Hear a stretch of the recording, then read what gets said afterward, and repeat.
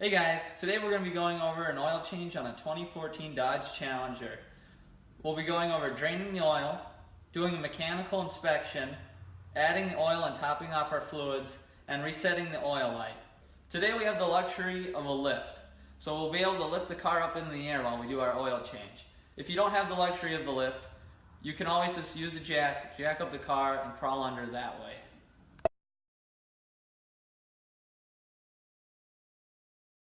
Once we have the car up in the air, we're going to remove our oil drain plug, which is on the bottom of the motor, right here. Now during this process, you're going to want a rag because you'll probably get pretty messy, and you're going to want your oil catch pan. Now right here we have our oil catcher. So we'll go about draining the oil.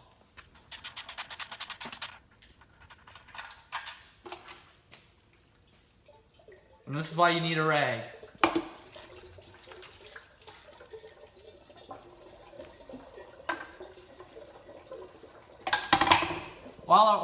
While our oil's draining, you're going to want to go around and do a quick mechanical check.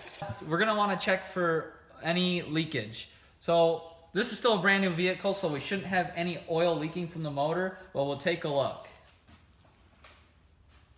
Oh, we're still all shiny, no oil leaking here. Then we'll go to the back of the car and make sure the brakes aren't leaking there.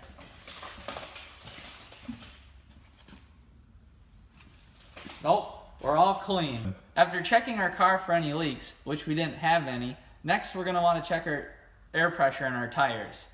Right here I have a digital tire air pressure gauge, and this is what we're going to use to measure that. So we'll go ahead and remove the cover off of our valve stem here, and we'll just pop it on. Looks good to me.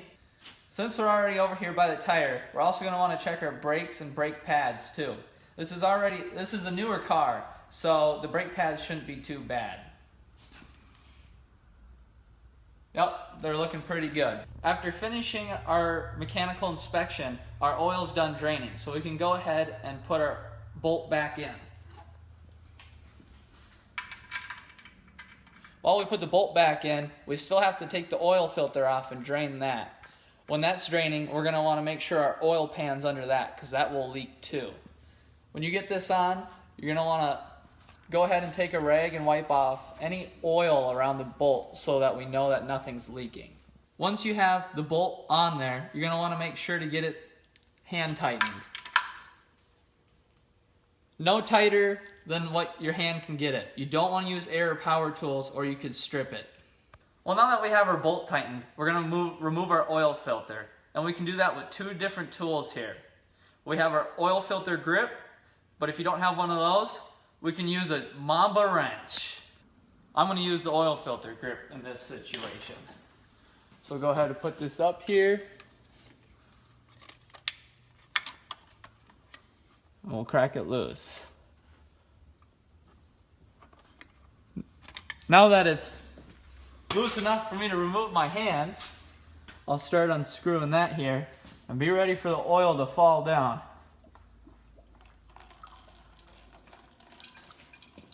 And we'll let that drain. This is definitely where you're going to want the rag because everything is oil soaked now.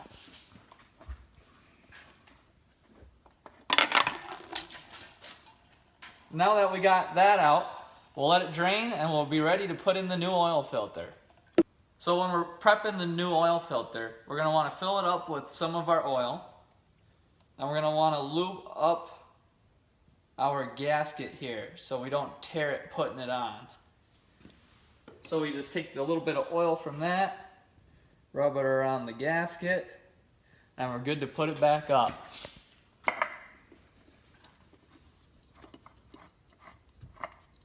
Now when you're tightening this, you want to make sure you get only hand tight, otherwise it's going to be impossible to get off later.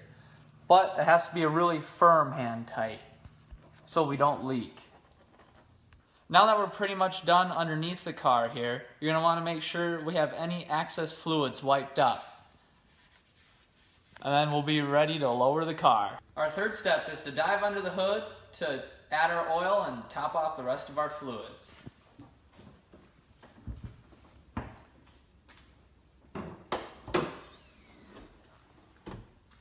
We'll check our oil weight here before we add our oil. And we want to add 5W20, which we were able to pick up from our local O'Reilly. When adding your oil, you don't want to spill any under the hood. So for adding our oil, we're going to use a funnel.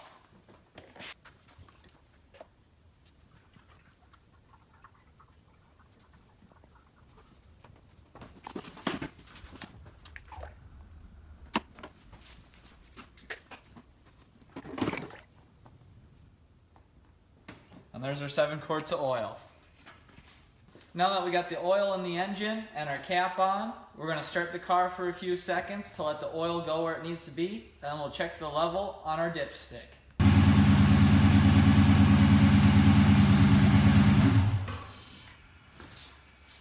Alright, now this part, after we ran it, you're going to want a rag and pull the dipstick, which has the little yellow ring on it. So we'll pull it up, wipe it off, put it back in. Now we can pull it out and read it. So it looks like we're about half a quart short, so we'll add a half quart and recheck it.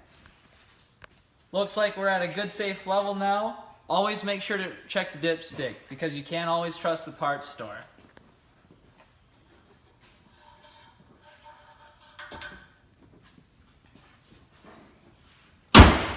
And now we're going to go reset the driver information center.